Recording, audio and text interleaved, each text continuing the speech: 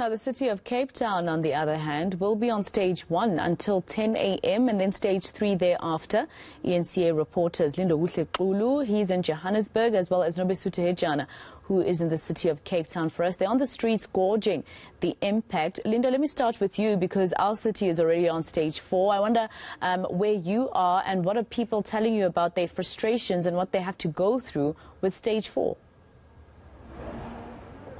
Well, we've moved to Soweto, Masego, from that side of Beyers Naudé, and we were just checking traffic a little bit earlier on and just showing the traffic already being affected by this load shedding. You add rain into that equation, that's a problem. But we've moved to Soweto, Soweto's Vilakazi Street, where it's just a representation of some of the areas that will be affected by this particular load shedding. But these business areas will be feeling the brunt of this because when it comes to load shedding, they would need to make contingency plans in terms of securing power for that 4 hours or so that is introduced by stage 4. And just to come here was significant because, Masego, we were here just getting some reaction and expectations when it came to the budget announcement that you would have at the budget speech. And one of the things that some of these businesses, when we spoke to them earlier on, were saying was that they are hoping that, well, among a lot of things that will be heard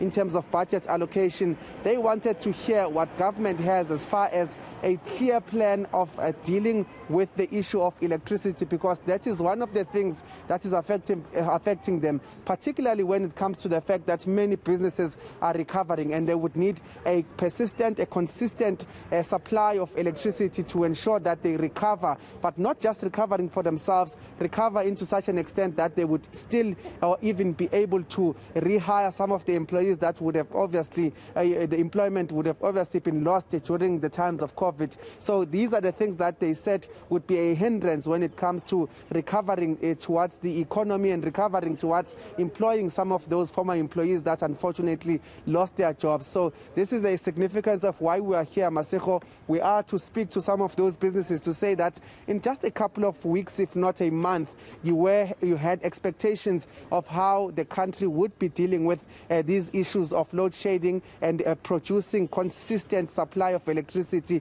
And one of the things we'll be asking them is, we find ourselves here back again after those budget speech, after the SONA was given, the State of the Nation address was given, and do you see some of those solutions that government had pronounced as something that is going to manifest, especially as we find ourselves back to square one in terms of these load sheddings that are happening? But in the area of Soweto, Masego, I can also tell you that that is not the battle, that is not the only battle they have.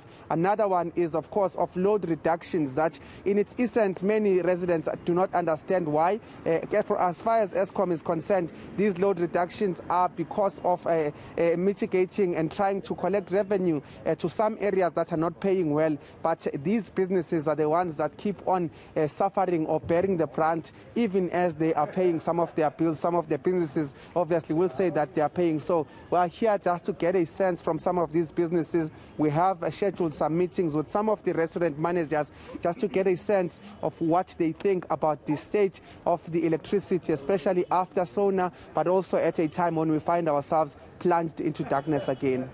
All right, let's take you to the city of Cape Town, where Nobesuthu Hejana is. Nobesuthu, Eskom saying there's a possibility that we move to stage 6, and even though the city of Cape Town really goes a stage or two lower than us, load shedding is load shedding, and it is an inconvenience. The businesses there, what are they telling you? Are they perhaps afraid that, you know, at the end of the day, there's no country that will want to do business with South Africa, and therefore it means their businesses also suffer?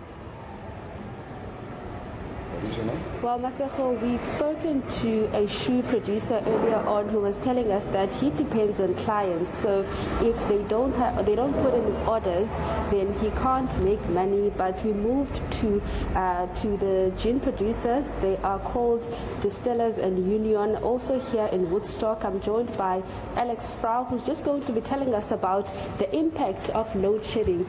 Obviously, it takes quite a lot of energy to produce gin and also bottling. Tell us about the impact. Well, the impact is actually immense because you got to remember that we have to produce so that we can build up the amount of stock that we need to sell and we also use it for gin courses. We make gin here, we do gin tasting and so on. But it's not only the gin, it's the vodka, it's the rum. That's our product, Double Dragon, and we've got the normal dragon, our King's ginger beer, and so on. So at the end of the day, we also do have events that take place here. And for instance, I've had Calvin Potgieter here, and very similar to the Battle of the DJs. And what would happen if the electricity goes, we have load shedding. Number one, it's our music. Number two, it's our lighting system. Number three, it changes the whole vibe. Everything comes to a standstill and all becomes about complaining. But it's out of our hands. So we are hoping that somehow we can actually say to you, or should we, maybe not to you directly, but we know we're referring to, we could ask, could you kindly maybe rather take the electricity away, give us the load shedding, maybe like early in the morning, where we would have to accept that we can't maybe make coffee because we've got a barista area as well. Fair enough, but then later in the day we'd be able to or maybe operate and do what we always do, you know. The labeling, the bottling and so on runs on a conveyor belt system. That would come to a standstill as well. So at the end of the day, it's almost like we wouldn't have, the day wouldn't consist of enough hours to do everything that we do. So yeah. So and with the city of Cape Town moving the city to the lower stages, whereas the country would be on stage 4, for example, but then the city of Cape Town would move it to maybe stage 3. Obviously, you were telling me earlier on you don't have a generator. Does that make it easier or ease the pressure on the business? Well, not having a generator leaves us in the problem that we're in now, because had there been a generator that can kick in automatically, that's obviously a silent process, not like your lawnmower running, you know, then it wouldn't really affect us. So we might be forced to look at that, but for what I've heard, we're going to be on stage 4, load shedding till the end of the week, and then by, I think, the beginning of the following week, we are going to stage 2. Then again, we gain more hours again to operate once we're on stage 2.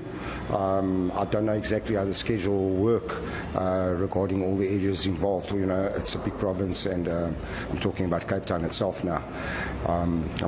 We're hoping for the best. Distillers and Union is here to cater. We're at a stage where we are trying to promote the business and bring the crowds in.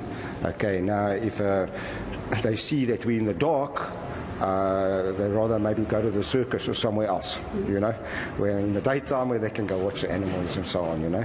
The gin making and whatever we do here is very important. Our hearts are in it, and we're hoping for the best that this gets sorted out ASAP. But like I said, it's not in our hands, and we're gonna hang in there and work with you, not against you, because we know you want to help us out as well, like all the other businesses.